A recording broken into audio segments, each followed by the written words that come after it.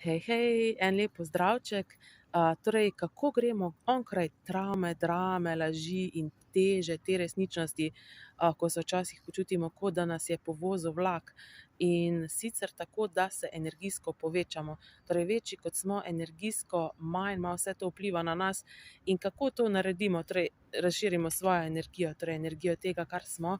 In najbolj idealno je, da to naredimo zjutraj že, ko se zbudimo in rečemo, koliko prostora moram zavzeti danes, da vse to na mene ne bo imelo takšnega vpliva. In že na podlagi tega vprašanja že postanete takšen prostor. In če to delate recimo 30 dni zaporedoma, boste postali takšen prostor.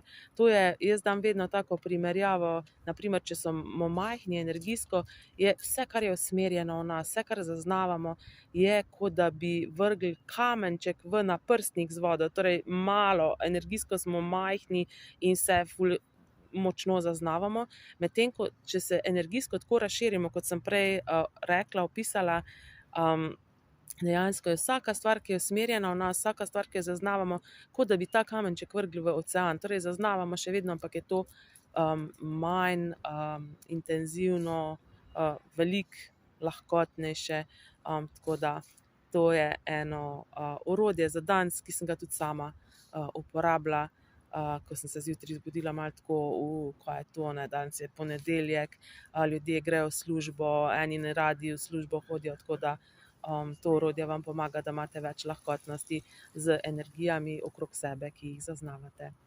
Čau!